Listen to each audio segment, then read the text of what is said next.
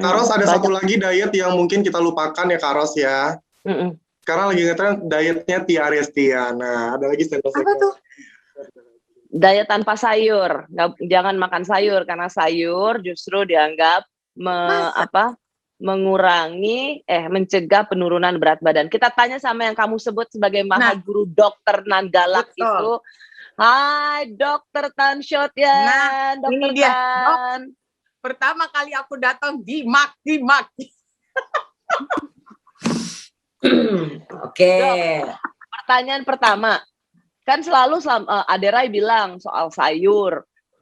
Tika nggak suka sayur, tapi akhirnya bisa jadi senang sayur. Nah sekarang lagi rame soal diet ketat dan tapi berhasil oleh artis justru dengan nggak makan sayur karena sayur dianggap mengurangi atau mencegah penurunan berat badan. How true is that? It's not Seberapa true, benar absolutely itu? never true. Oke, so ini yang selalu saya sebut dengan pasien yang disebut sebagai tadi, lo makan yang lo doyan. Badannya butuh, enggak. Nah itu yang bikin kenapa Anda jadi punya masalah. Orang pinter, Anda makan yang Anda butuh. Perkara doyan kan bisa disetel, bukan? Ya, jadi kadang-kadang kalau kita bicara seperti itu, maka bicara sama pasien tuh mesti dalam. Enggak semua orang saya sentak, enggak. Saya bisa darah tinggi. Ya tapi ada orang yang memang mesti disentak. Ada orang yang mesti kayak gini. Nah, diingetin. Enggak juga kalau dia udah enggak. Nah, yang menjadi problem adalah banyak orang tidak paham bahwa bicara tentang karbohidrat itu adalah bicara tentang pilihannya.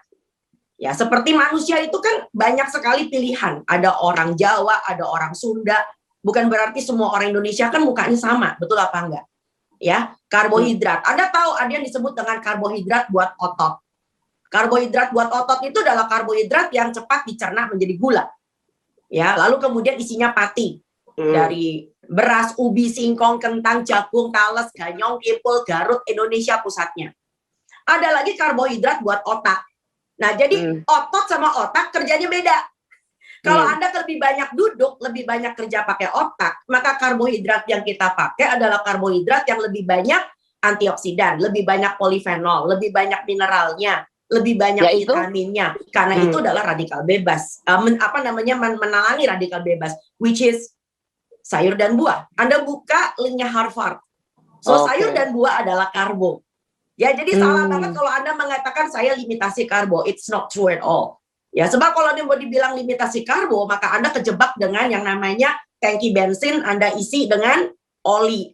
Kalau tangki bensin diisi oli, mobil aja jeplok, apalagi yang namanya badan manusia. So, tangki bensin mesti diisi bensin. Bahwa quality bensinnya macam-macam, well, of course, karena tergantung dari jenis mesinnya, betul atau tidak? Ya, Dok, jadi meluruskan dulu nih, Dok. Pakai bensin, ya. Meluruskan dulu nih, Dok. Jadi nggak benar ya kalau mau diet justru jangan makan sayur sama sekali. Even I would say saya menolak kata diet. Kalau bisa makan enak, ngapain diet? Nah, tinggal masalahnya enaknya itu dari mana? Nah, ini konsep yang saya ingin memperkenalkan dengan Indonesia.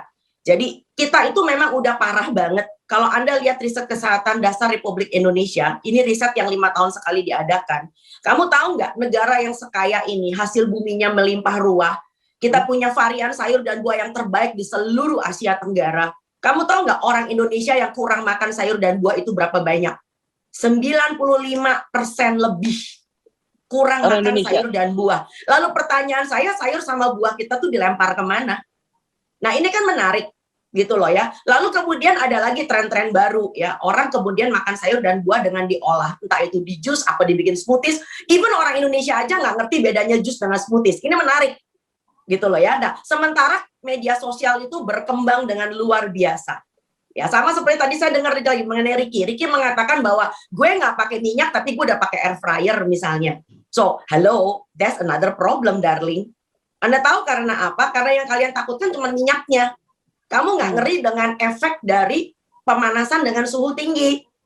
Nah, pemanasan dengan suhu tinggi itu akan menghasilkan akrilamida dan polisiklik aromatik hidrokarbon. Hewan apa itu? Oke. Itu adalah hasil atau senyawa dari karbohidrat atau dari protein yang kamu paparkan dengan suhu tinggi yang memberikan sensasi krecek-krecek, enak, renyah dan sebagainya. Jadi saya ingin memperkenalkan bahwa kalau seandainya saja kita kembali ke pola makan orang Indonesia yang benar, kalian tuh nggak perlu diet. Ya, itu sebabnya kenapa gue bukannya agennya kementerian ya, tetapi ini adalah sesuatu yang sudah dianut di luar negeri juga. Di Amerika mereka menyebutnya my plate. Di Singapura mereka mengatakan my healthy plate. Lalu di Malaysia mengatakan suku-suku separuh karena bentuknya kayak dibagi-bagi gitu ya. Indonesia punya ini loh. Ya, ini adalah suatu konsep visual, bukan pembagian kalori. Jangan salah. Ini konsep pembagian secara visual bahan makanan. Ya, jadi kalau itu maksudnya piring yang kita mau makan gitu, isi piringku. Jadi kalau misalnya kamu sarapan nih, misalnya kamu sarapan, coba daripada sarapannya model kayak anak posyandu, badan lu kok udah gak kayak anak posyandu, kita udah gede, udah bagong begini. So, Anda sarapan seperti orang dewasa dong, ya. Jadi piringnya kamu bagi dua, ada sayur, ada buah.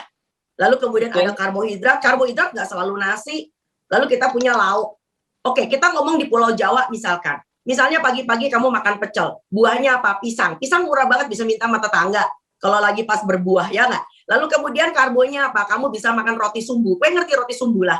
Roti sumbu itu namanya singkong. Itu sehat banget. Lalu kemudian kamu tambahin soto ayam atau pakai baceman. So it's okay. Kamu ada di Indonesia Timur.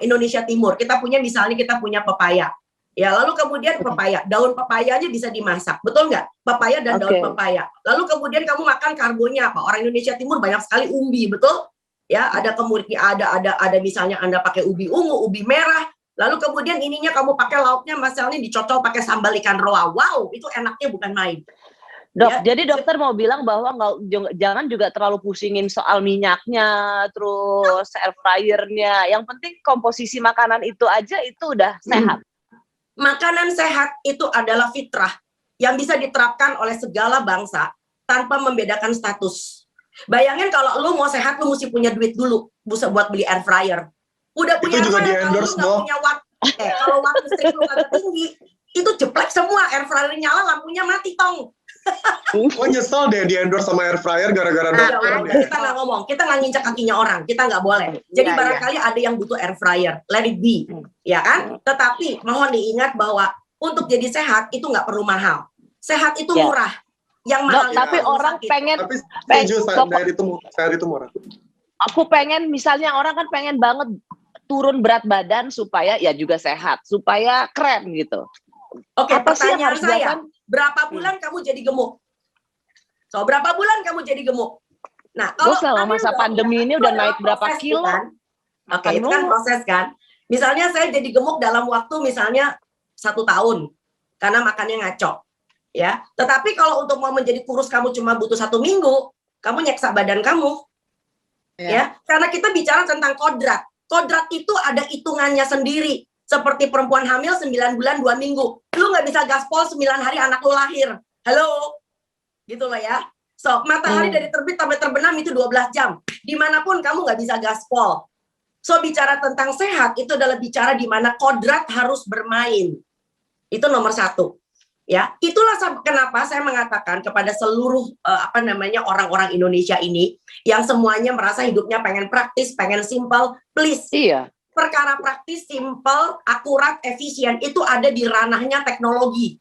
Teknologi mampu membuat kamu menjadi tepat, cepat, akurat, efisien, praktis. Nggak ada cara praktis gedein anak. Nggak ada cara praktis buat bikin badan kamu sehat.